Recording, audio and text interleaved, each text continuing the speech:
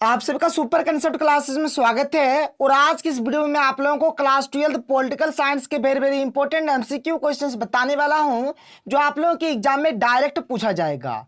देखिए, एक्चुअल में ये हमारा मॉडल प्रश्न पत्र प्रारूप है। मैंने आपको सेट 1 बता दिया था, और आज की इस वीडियो में हम लोग बात करने वाले हैं सेट 2 के ऊपर। बहुत ही इंपॉर्टेंट और मजेदार वीडियो होने वाला है। वीडियो पर कंप्लीट बने रहिएगा। अगर आपको वीडियो पसंद आता है तो वीडियो को लाइक कर दीजिएगा। जितना हो सके वीडियो को अधिक से अधिक शेयर करें, ताकि हर एक तक ये वीडियो पहुंच जाए। और अगर आप लोग हमारे चैनल पर पहली बार आए हैं तो चैनल को सब्सक्राइब करने के साथ साथ बेल के आइकन को प्रेस कर लीजिएगा। तो चलिए शुरू करते हैं और एक एक करके हर एक क्वेश्चन को देख लेते हैं। तो हमारे पास जो सबसे पहला जो प्रश्न है, क्या है कि शीत युद्ध का अंत कब हुआ। तो जो हमारा शीत युद्ध है, शीत युद्ध का जो अंत हुआ था 1991 में हुआ था। 1945 में हमारा शीत युद्ध स्टार्ट होता है और 1991 में इसका अंत हो जाता है, सोवियत संघ का विघटन होने के साथ साथ। ठीक है, 1991 में क्या होता है, सोवियत संघ का विघटन हो जाता है और शीत युद्ध का अंत हो जाता है। आगे चलिए, क्वेश्चन नंबर यहाँ पे जो 2 है, क्या है कि द्वितीय विश्व युद्ध कब से कब तक हुआ। तो जो हमारा दूसरा जो विश्व युद्ध है, ये हमारा 1939 से लेकर 1945 तक चला था। और जैसे 1945 में हमारा दूसरा विश्व युद्ध खत्म हो जाता है, वहीं से शीत युद्ध टर्निंग पॉइंट ले लेता है और शीत युद्ध शुरू हो जाता है। ठीक है, कोई प्रॉब्लम नहीं है। और हमारा जो प्रथम विश्व युद्ध है, ये हमारा 1914 से लेकर 1918 तक चला था। नोट करिएगा, बहुत ही सुपर डुपर हिट क्वेश्चन है। आगे चलते हैं, क्वेश्चन नंबर यहाँ पर 3 क्या देख लेते हैं। क्वेश्चन नंबर 3 हमें क्या दिया गया देख लीजिए। क्वेश्चन नंबर 3 है कि निम्न में से किस देश द्वारा नाटो का नेतृत्व किया गया। जो हमारा नाटो है, नाटो का नेतृत्व किसके द्वारा किया गया था। तो याद रखिएगा, यूएसए यानी कि अमेरिका के द्वारा। अमेरिका ने 3 यहाँ पर मतलब संगठन बनाए थे। ठीक है, जो सैनिक मतलब गठबंधन है, 3 टो किया था। क्या क्या, एक था आपका नाटो, एक था आपका सीटो और एक था आपका सेंटो। और सोवियत संघ ने एक सैनिक गुट बनाया था जिसका नाम था वार्सा संधि या फिर वार्सा पैक्ट, जो भी बोलेंगे वो चीज हो जाएगा। बात क्लियर हो गया। अमेरिका ने केटो बनाया था, तो अमेरिका ने 3 टो बनाया था। नोट कर लीजिए, सीटो, सेंटो और नाटो।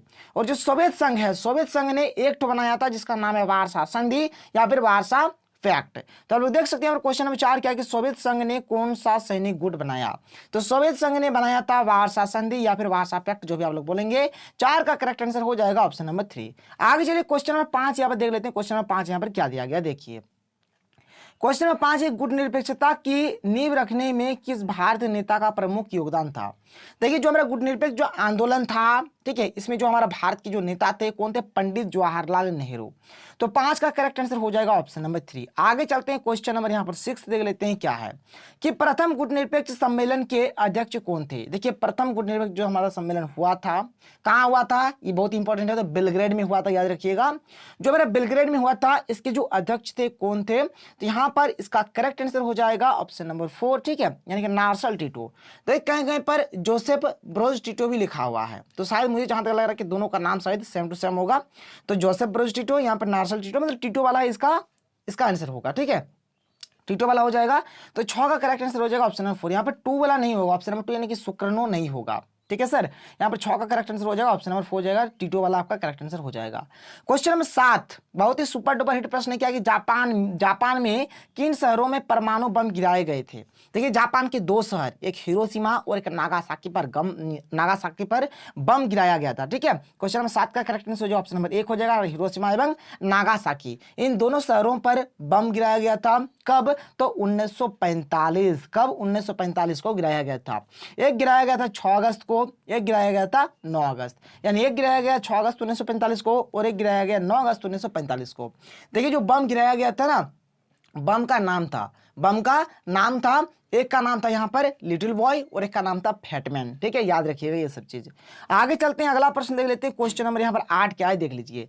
क्वेश्चन नंबर 8 यहाँ पर क्या है कि सोवियत समाजवादी गणराज्य की स्थापना कब हुई। ठीक है, जो सोवियत समाजवादी गणराज्य है, इसका जो स्थापना हुआ था, कब हुआ था, आपको बताना है। तो यहाँ पर इसका करेक्ट आंसर हो जाएगा ऑप्शन नंबर 1 हो जाएगा, 1917 इसका बिल्कुल सही आंसर हो जाएगा।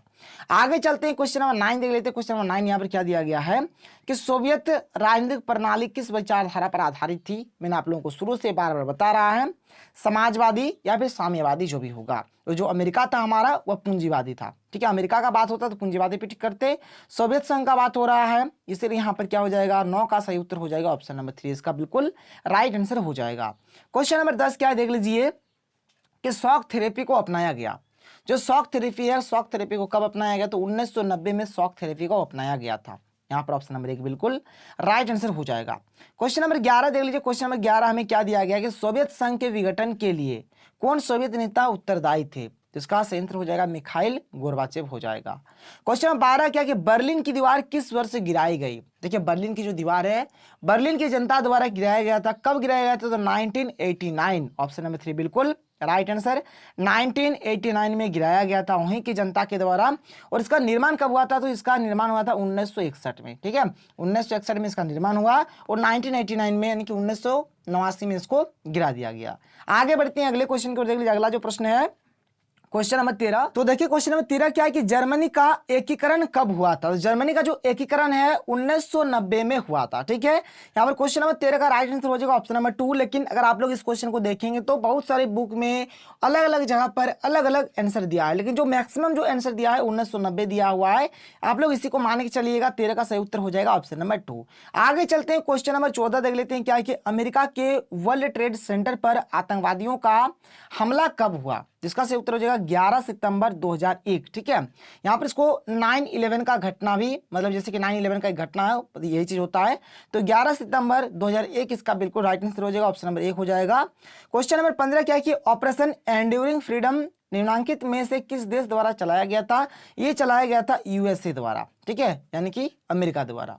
क्वेश्चन नंबर 16 की कुवैत को किस देश के अवैध चुंगल से मुक्त कराया गया? तो इराक। ठीक है इराक का मतलब उस पर कब्जा कर लिया था अमेरिका, उसको इराक को धूल चढ़ा दिया और उसको आजाद करा दिया कुवैत को। आगे चलिए क्वेश्चन नंबर 17 क्या देख सकते हैं कि खाड़ी युद्ध के समय इराक के राष्ट्रपति कौन थे? तो इराक के जो राष्ट्रपति थे उस टाइम सद्दाम हुसैन वहां के राष्ट्रपति थे। क्वेश्चन नंबर 18 देख लेते हैं। क्वेश्चन नंबर 18 में क्या दिया गया है कि किस अमेरिकी राष्ट्रपति ने नई विश्व व्यवस्था का चित्र प्रस्तुत किया? ये हो जाएगा जॉर्ज बुश इसका राइट आंसर हो जाएगा। क्वेश्चन नंबर 19 है कि एक ध्रुवीयता की स्थिति किस देश की शक्ति की परिचायक है? ये हो जाएगा संयुक्त राज्य अमेरिका। क्योंकि देखिए जैसे ही 1991 में शीत युद्ध का अंत हो जाता है उस टाइम हमारा केवल एक ही देश बच के रहता है जो महाशक्ति के रूप में जो बच के रहता है वो होता है अमेरिका। ठीक है तो यहाँ पर इसका करेक्ट आंसर अमेरिका ही हो जाएगा। क्वेश्चन नंबर 20 यहाँ पर क्या है देख सकते हैं। क्वेश्चन नंबर 20 हमें जो दिया गया क्या है कि दूसरी दुनिया का आशय किन देशों से था? तो दूसरी दुनिया का यहाँ पे जो आशय है कम्युनिस्ट देश से था। तो यहाँ पर 20 का करेक्ट आंसर ऑप्शन नंबर 4 हो जाएगा। क्वेश्चन नंबर 21 है कि G77 का आशय दुनिया के किन देशों से है? तो G77 का जो आशय है मतलब विकासशील देशों से इनका कनेक्शन है। तो यहाँ पर 21 का सही उत्तर हो जाएगा ऑप्शन नंबर 2 बिल्कुल राइट आंसर हो जाएगा। आगे चलते हैं क्वेश्चन नंबर यहाँ पर 22 देख लेते हैं। क्वेश्चन नंबर 22 हमें यहाँ पर क्या दिया गया देख लीजिए। तो जो क्वेश्चन नंबर 22 से दिया गया कि 1957 में अपने स्थापना के समय यूरोपीय संघ का नाम क्या था? जिस टाइम यूरोपीय संघ बना था उस टाइम इसका नाम क्या था? उस टाइम इसका नाम था यूरोप का आर्थिक समुदाय। ठीक है ऑप्शन नंबर 1 बिल्कुल राइट आंसर हो जाएगा। क्वेश्चन नंबर 23 कि माओ किस देश के शासक था? तो माओ जो था वो चीन का शासक था। आगे चलिए क्वेश्चन नंबर 24 क्या देख लीजिए। यहाँ पर खुले द्वार की नीति कब अपनाई गई? देखिए खुले द्वार की जो नीति है चीन द्वारा अपनाया गया था। कब अपनाया गया था? तो 1978 को अपनाया गया था। ऑप्शन नंबर 1 बिल्कुल करेक्ट आंसर हो जाएगा। क्वेश्चन नंबर 25 क्या है कि भारत और चीन के बीच पंचशील समझौता कब हुआ? जो पंचशील समझौता है ये आपका हुआ था 1954 में। ठीक है 1954 में पंचशील समझौता हुआ है। क्वेश्चन नंबर 26 यहाँ पर क्या है देख सकते हैं। कौन सा वर्ष भारत चीन मित्रता वर्ष के रूप में मनाया गया? तो ये आपका मनाया गया था 2006। ठीक है 2006 भारत चीन मित्रता दिवस के रूप में मनाया गया है। क्वेश्चन नंबर 27 है कि दक्षिण जिसको हम लोग सार्क बोलते हैं के गठन के समय इसकी सदस्य संख्या कितनी थी? जिस टाइम इसका गठन हुआ था उस टाइम इसमें कुल मिलाकर 7 देश इसके सदस्य थे। ऑप्शन नंबर 3 इसका करेक्ट आंसर हो जाएगा। और अभी इसका 8 देश इसका सदस्य है। ठीक है तो सदस्य का यहाँ पर राइट आंसर हो जाएगा ऑप्शन नंबर 3 हो जाएगा। 7 इसका बिल्कुल राइट आंसर हो जाएगा। क्वेश्चन नंबर 28 क्या देख लीजिए कि सार्क का 19वां सम्मेलन जो रद्द हो गया कहाँ होने वाला था? ये आपका होने वाला था इस्लामाबाद में। कहाँ पे? इस्लामाबाद। 28 का राइट आंसर ऑप्शन नंबर 3 हो जाएगा। क्वेश्चन 29 है कि दक्षिण एशिया का सबसे बड़ा देश कौन सा है? तो दक्षिण एशिया का जो सबसे बड़ा देश वो भारत है। ठीक है ऑप्शन नंबर 2 इसका राइट आंसर हो जाएगा। क्वेश्चन नंबर 30 यहाँ पर क्या देख सकते हैं बांग्लादेश की उत्पत्ति कब हुई? बांग्लादेश का निर्माण कब हुआ? कब बना बांग्लादेश? तो यह बना था 1971 में। ऑप्शन नंबर 1 इसका राइट आंसर हो जाएगा। फरक्का समझौता का किससे संबंध है? तो ये आपका भारत और बांग्लादेश से फरक्का समझौता का संबंध है। तो 31 का करेक्ट आंसर ऑप्शन नंबर 2 हो जाएगा। क्वेश्चन नंबर 32 की ओर चलते हैं देख लेते हैं। क्वेश्चन नंबर 32 क्या है? कौन सी रेखा भारत और बांग्लादेश के बीच सीमा निर्धारण करता है? तो इसका राइट आंसर हो जाएगा रेड क्लिफ लाइन। क्या हो जाएगा? रेड क्लिफ लाइन हो जाएगा। 32 का राइट आंसर हो जाएगा ऑप्शन नंबर 3। आगे चलिए क्वेश्चन नंबर 33 क्या देख लीजिए कि परमाणु अप्रसार संधि कब हुई? तो ये जो आपका 1968 में हुआ था। 1945 में संयुक्त राष्ट्र संघ की स्थापना हुई। उसका मौलिक सदस्य कौन था? उसका मौलिक सदस्य भारत था, इसमें ये सब सदस्य नहीं था, बल्कि उसका मौलिक सदस्य कौन था, ये भारत था। लेकिन हम लोग का दुर्भाग्य है कि अभी तक इसमें जो सुरक्षा परिषद है उसमें भारत को अभी तक वीटो पावर और स्थायी सदस्य का दर्जा नहीं मिला है। तो देखिए क्वेश्चन नंबर 35 क्या है कि संयुक्त राष्ट्र संघ का वर्तमान महासचिव कौन है। इसका जो वर्तमान महासचिव है इसका नाम है एंटोनियो गुटेरस। ठीक है, ऑप्शन नंबर 1 बिल्कुल इसका राइट आंसर हो जाएगा। आगे चलते हैं क्वेश्चन नंबर 36 यहाँ पर क्या दिया हुआ देख लेते हैं।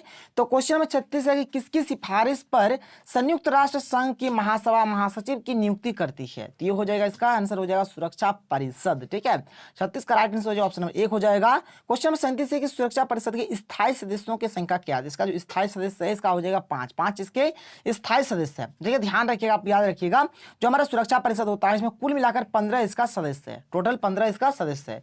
15 में से 5 तो स्थायी है और 10 तो क्या है, अस्थायी है।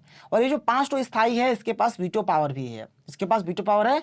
और वो 5 तो कौन कौन सा होगा मैं आप लोगों को बार बार बता रहा हूँ, इसको याद रखिएगा। इसका ट्रिक है रूस का फेस। क्या, रूस का फेस इसका राइट आंसर हो जाएगा। अब देखिए रूस से रूस हो जाएगा, एफ से फ्रांस हो जाएगा, ए से अमेरिका हो जाएगा, सी से चाइना हो जाएगा, ई से इंग्लैंड हो जाएगा। तो रूस का फेस आप लोग याद रखिएगा, आप लोग पांचों का पांचों देश आप लोगों का याद रह जाएगा। आगे चलते क्वेश्चन नंबर 38 यहाँ पर देख लेते हैं क्या है। क्वेश्चन नंबर 38 जो है क्या है कि एमनेस्टी इंटरनेशनल का मुख्यालय कहाँ है। तो ये आपका है लंदन में, लंदन इसका राइट आंसर हो जाएगा। क्वेश्चन नंबर 39 है कि भूमंडलीकरण किस विचारधारा पर टिका है। तो जो हमारा भूमंडलीकरण है ये हमारा उदारवाद के विचारधारा पर टिका हुआ है। तो 39 का राइट आंसर ऑप्शन नंबर 4 हो जाएगा। क्वेश्चन नंबर 40 जो हमारा लास्ट क्वेश्चन है कि भूमंडलीकरण का संबंध किससे है। तो इसका जो संबंध है ये उदारीकरण से भी है और निजीकरण से भी है। तो ऑप्शन नंबर 3 बिल्कुल राइट आंसर हो जाएगा इन दोनों से। तो यहाँ पर मैंने आपको हर एक क्वेश्चन का बताया, जो भी सोल्यूशन आंसर जो भी होगा। अगर आपको वीडियो पसंद आए तो वीडियो को लाइक करिए। मिलते हैं अगले वीडियो में। थैंक यू, जय हिंद।